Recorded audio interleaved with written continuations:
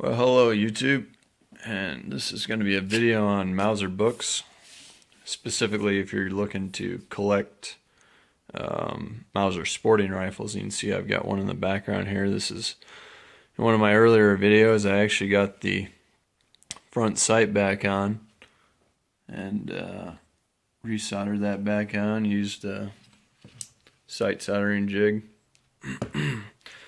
And if you remember from my other video, I said it didn't have that great of a barrel, but I actually went out to the range after this was put on and did this at 50 yards, got about 1.5 inch group there. And I think I slightly jerked on this one, so the good news on that is it probably actually should be slightly smaller.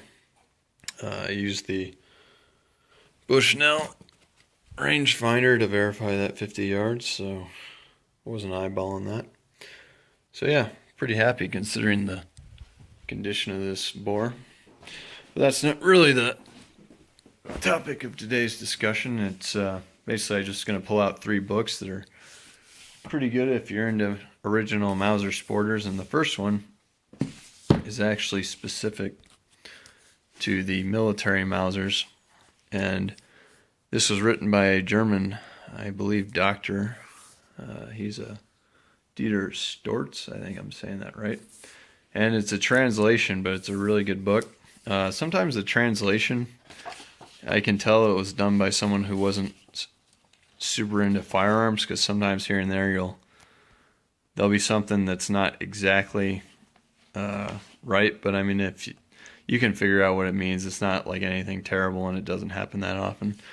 But it has a lot of pretty interesting pictures, and even though it's specific only to the Gewehr 98, all these Mauser sporters, the vast majority of them, there are a few earlier ones that are not 98s, but the vast majority are 98s. So it's pretty cool that you can just see a lot of these technical drawings, because this guy being born, well, living and being born in Germany, he had access to a lot of documents and went through a lot of found original patent documents that your average American, or anyone else for that matter, writer wouldn't necessarily be able to get into. And so they go through a lot of prototypes and stuff like that, great pictures, and I won't spend too long on this book, but just some really fascinating stuff. There's some pictures of production too. I'll see if I can, here we go, constructing the rifles. There's just some pictures, obviously, I mean, just really stuff you wouldn't see, and it's kind of cool because they are showing military Mausers and whatnot, but it's still, these sporters are built in the same place, and actually a lot of the parts are just modified military parts. So, yeah, really good book, and I think most people, even if you don't have a desire to collect the Gewehr 98, just if you're into Mausers in general, it's a pretty interesting book. I mean, it's just, there's a bunch of fascinating stuff. You can see this page is Mausers that were destroyed in World War One.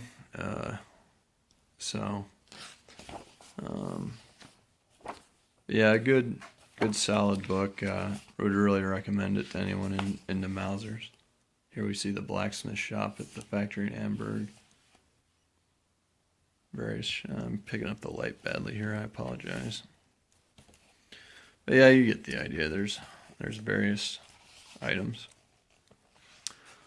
So here's some original cleaning stuff. You can see back in the day the Germans actually used the equivalent of our modern bore guide here, that you can pick up at your local sporting goods store to protect the throat during cleaning. So they were already aware of that. Pretty cool stuff. So anyway, I'll move on to the other books because they're kind of more into the original sporters.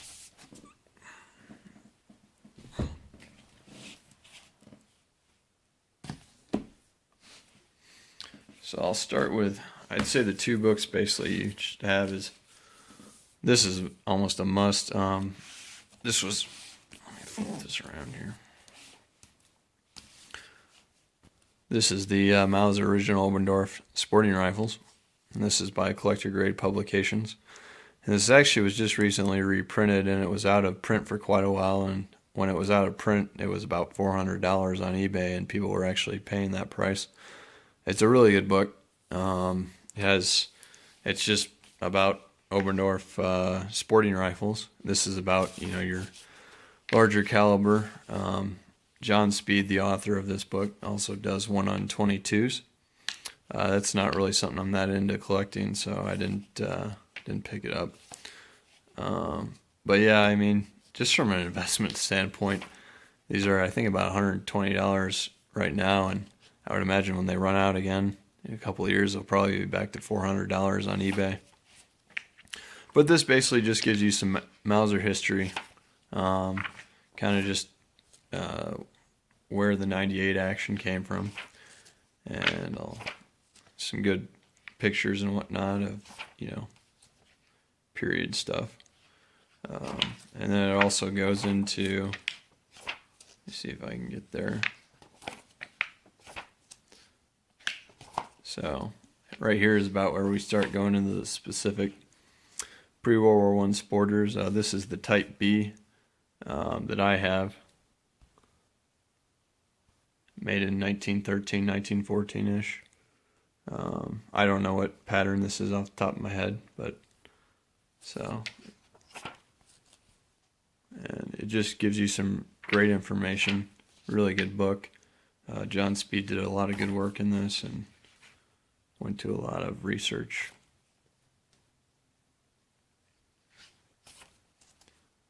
We got some original factory photos here. They're using the bandsaw to cut out stock blanks. You got a old German stock worker here. The light's catching this. There you can see he's using a draw knife to shape the stock. This part right here actually specific. Looks like you got some inletting going on there. Yeah, it just gives you a lot of good information. He's gone into quite a lot of detail and some pretty good stuff if you're into original Oberndorf sporters and collecting them. Just kind of flip through the book here.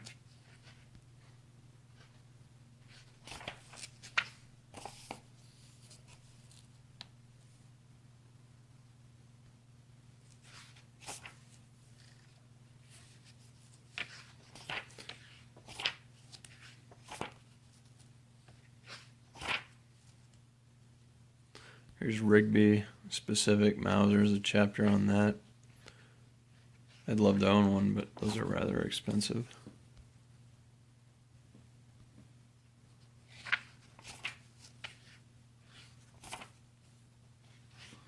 And then one of the really cool things, I'll just kind of flip through. I mean,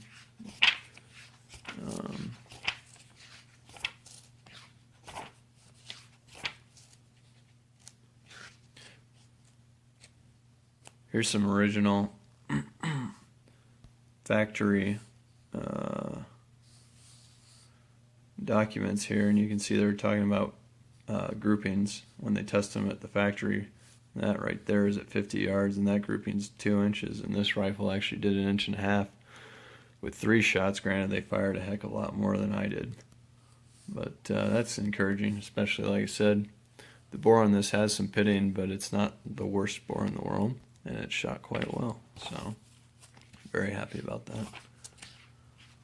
And let's see, let me get to the part that's kind of cool.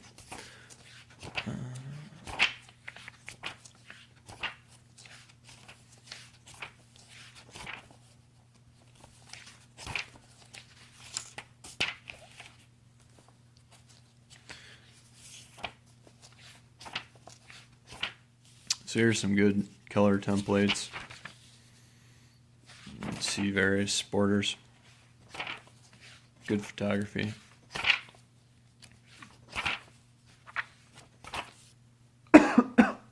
Excuse me.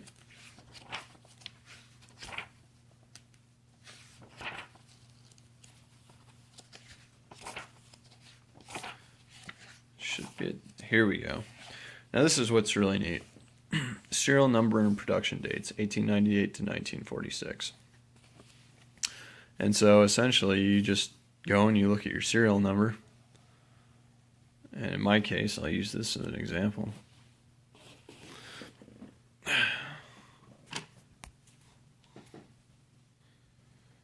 Mine's 77,524.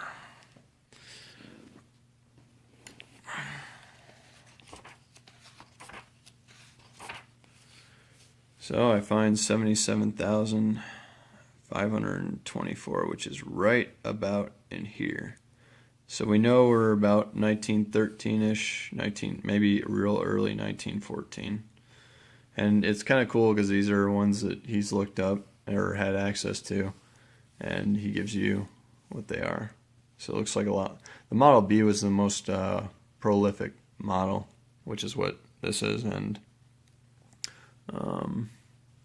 yeah, so you can see there are a lot of Model Bs, which only makes sense. So yeah, it's a pretty interesting book.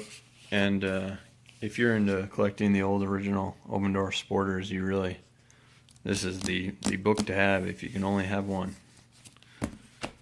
And so I'm actually going to switch over. So this I got recently on eBay, and actually was kind of the impetus for making this video. I wasn't quite sure what this was all about because it looked like it was original to the factory in the sense of the drawings and whatnot, but it says, see if we can get this to focus. There we go. 1964, distributed by Stoger Arms Corporation. Now in 1964, Mauser basically after World War II pretty much ceased to exist because the factory buildings were blown up, and for the most part all of them were, and most of the machinery and whatnot was sent away to various countries as war reparations after World War II. So it was a little confusing because in my head it was like, they weren't producing these, and these don't look like documents from the 60s, these drawings and whatnot. But I ended up figuring out this is actually in 1964, the Stoger Arms Corporation did some kind of reprint from an original Mauser Oberndorf manual from the 60s. I'm sorry, from the 20s.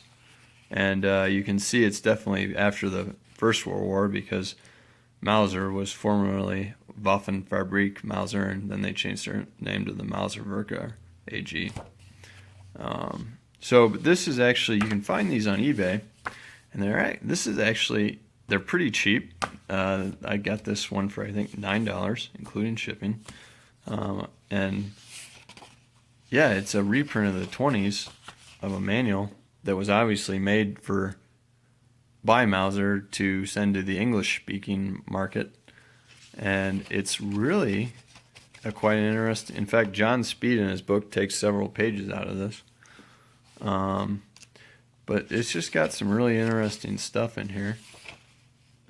Just cool, neat, If you're into this kind of thing, you probably would find it pretty fascinating. I know I'm going to have to sit and stare through this for a while. But it's interesting. The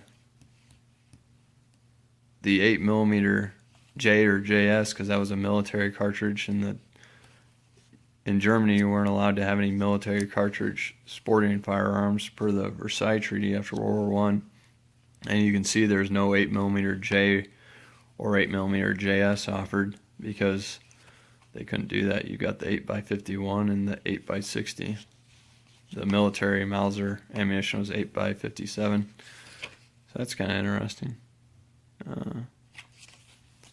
So, yeah. And this is, you can actually see, if you remember previously in this video, these little targets, that's actually where John Speed got them from, one of these Mauser catalogs, I think what they technically classified these. And here's your choice of patterns for rifles and what have you, and your various options. So right there is your, once again, your various options. I'm not sure if these pattern numbers correspond to pre-World War I Mausers or not. I assume they probably would. But for instance, I don't know. Yeah, I assume they probably would because obviously this is a 20s manual and this gun was made in 1913-ish. And but yeah, if I went through here, I'm sure I could tell you the exact. I know it's a Type B, but I could probably tell you the exact pattern number. But I won't. I assume most of you watching this probably aren't going to be that interested in that, watching me stare through it. But yeah, it's a really neat, interesting manual, and you can find it pretty cheap. And honestly, there's just some cool stuff in here. Let me see if I can find. There it is. So this is kind of cool. It's just sights and how to aim, and because I mean, honestly, when I first got this rifle, I wasn't entirely certain if I was supposed to put the center of the front sight directly on the center of the target. I kind of assumed it was like this, and it worked out pretty well like this. So yeah, and just some mistakes and whatnot of what not to do. So yeah, just real cool, neat manual. And then they've got their 22 caliber rifles here. That's not something I'm really that keen on collecting. Looks like some pistols that are available. So yeah, basically the only page that's made by the Stoeger page, I believe, is just this this cardboard-ish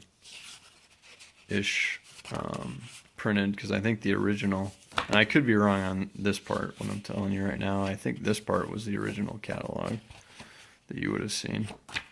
So anyway, there's that one. And then the final book is the Mauser Archive, and this is also written by John Speed, who wrote this previous book. And this came out later because he wrote his first book on the Mauser sporters, and later on stuff came out, more information. And this is kind of just a random pile of stuff. It's not anything, I don't want to say it's not organized, because how would you organize random stuff, but it's almost like a scrapbook of Mauser new find stuff, and it's still good though. I mean, it's pretty interesting. I don't know if I'll be able to, I'll have to flip to the right page, but let me see here. There is one thing I don't know if I'll be able to spot it as I flip through, so maybe I'll just tell you if I can't find it. But I think I might know where it's at.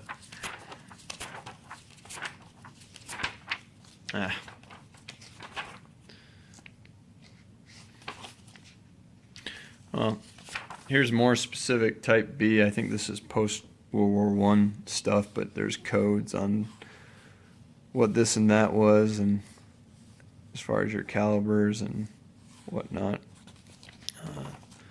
Somewhere in here, and I'm not sure if I'll be able to flip to it. Here's some Kaiser's special hunting rifle stuff. You know, Kaiser Wilhelm had a messed up left hand, and so apparently this rifle is made for him so he could go hunting.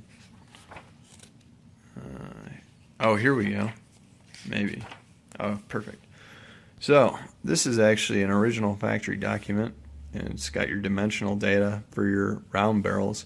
So for instance, if you were in my situation where, there we go, it's focused.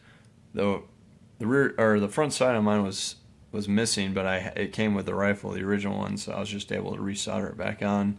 But if you found yourself in a position where you're missing the front side or something, and you wanted to make a new one, this actually gives you all the data to do so. It's all the dimensions for your sights on your Mauser sporters, so that's actually a really cool drawing. Let's see here. There's just so much random stuff in this book. It's kind of hard to really like give you just a sample of what this is. I don't know, somewhere in here there's a really interesting Mauser sporter, and basically what happened was the Mauser company shipped a sporter to New Zealand in 1941, so in the middle of World War II they were still shipping somehow Mauser sporter rifles to Commonwealth nations of the British, which I would think by 1941 New Zealand and Germany were at war. And it talks about that in the article, and it's pretty interesting that despite the war going on, Mauser was still making sure hunters could do what they needed to do. Here's some original sales stuff, and he kind of goes over what is what in here, but you can see there's copies of the documents.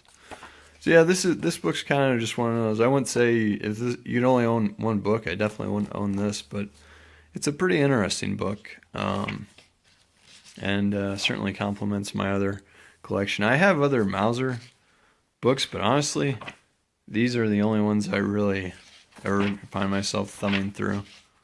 So, but there you have it. So those are some books, and I've been meaning to do this for a while, and hope you enjoyed the video. And there's a final view of the old Model B.